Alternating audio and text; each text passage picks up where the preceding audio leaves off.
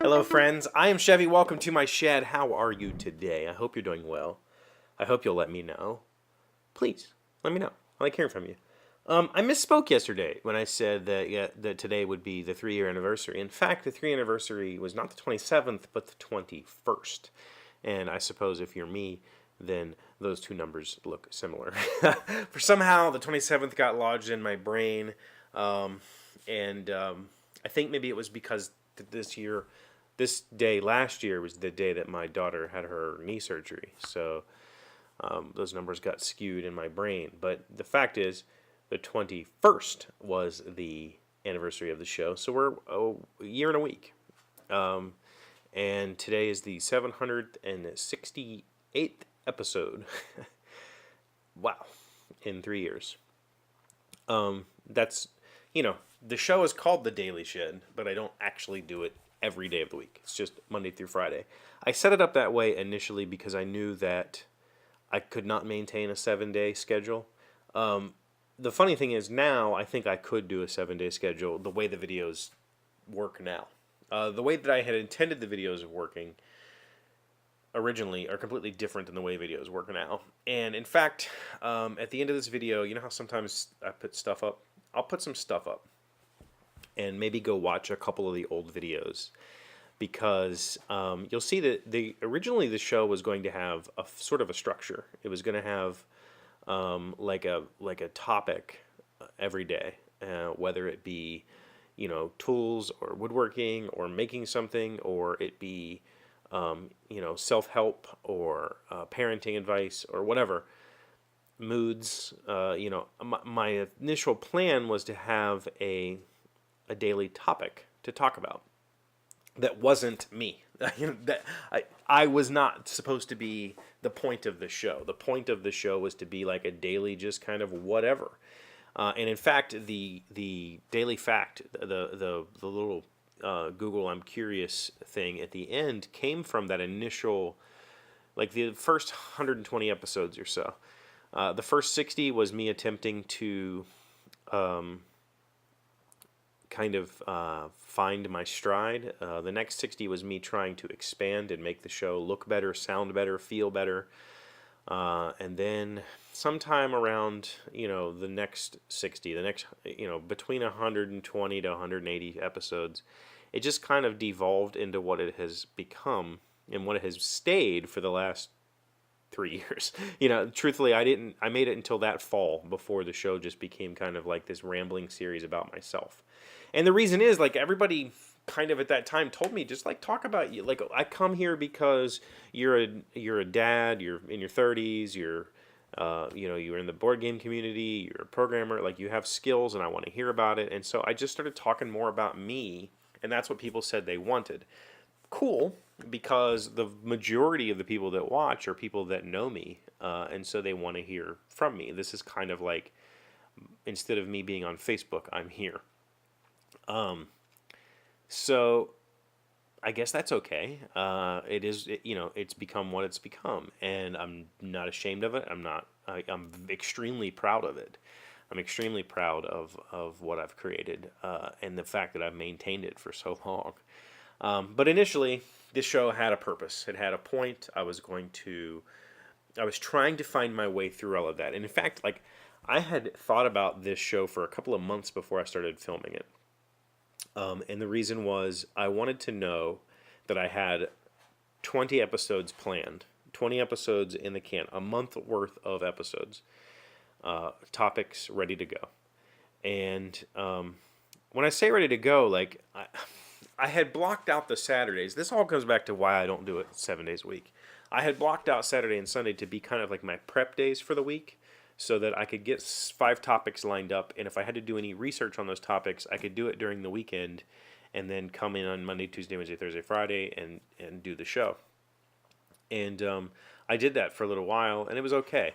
But the funny thing is, the shows that people responded to the most were the ones where I did no prep work, where I just like had a list of topics, I picked one and started talking.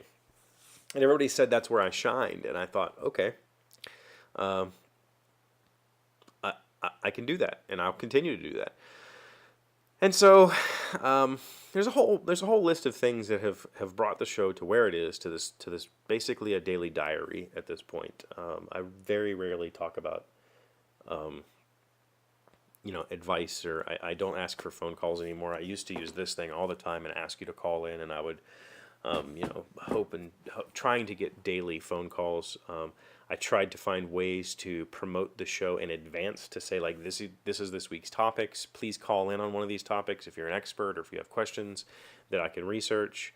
I went through a whole lot of trial and error and never really found the stride. And I think a lot of the reasoning is because I had expected to have an audience.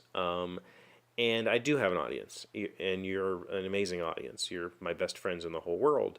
But I can't expect 30 people to carry a show. Like, I need hundreds and hundreds of people so that one person a day feels like doing something, feels like engaging. And so I had expected, like, I'm just going to start asking for phone calls and people are going to start engaging with the show more. And it didn't happen. In fact, I got less engagement. People stopped commenting because they didn't want to be the ones who didn't call in. And, so I stopped asking for that stuff. And ultimately, it became this therapy session for me. It became this daily thing. I could now do 7 days a week. I'm not going to. I still have hopes for myself on outside of my work to find the projects and the things that I would like to do that can help me, bridge the wage gap. I'm a programmer. I'm a software developer. I write PHP, JavaScript. I work in Laravel. I use jQuery, CSS, HTML, JavaScript, and raw PHP on all of my software. And the thing is, I work for the state. So I'm a state employee, which means I get paid about a third of what I should be getting paid. That's not fair. I'm getting paid less than half.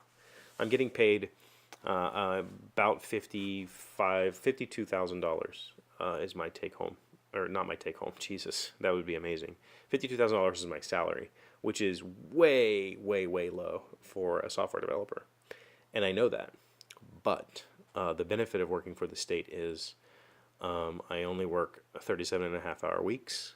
I have no weekends, no holidays. I get like 16 holidays off a year. I get 25 vacation days. I get 18 sick days.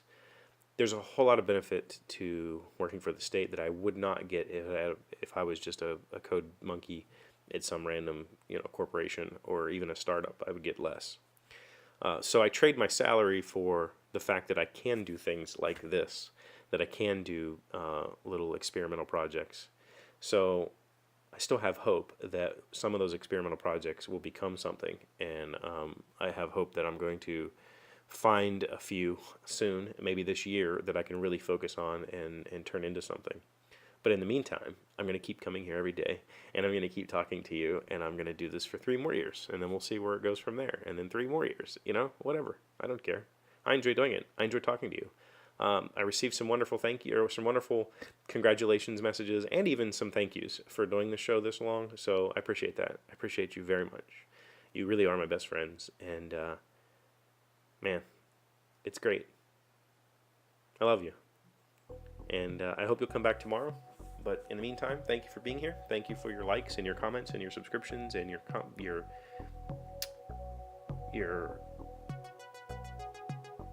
dedication to coming back and talking to me every day. I appreciate that, and I will see you tomorrow. Hey, Doc, wait! I want to ask you something. Taser Random Fact comes from softschools.com. How fast does a cassowary run? I have no idea what that is. Cassowaries cannot fly due to a lack of chest bone that supports muscles used for flying. Even though they cannot fly, they are very fast runners. A cassowary can run 31 miles per hour and jump up to 5 feet in the air. I have no idea what that is.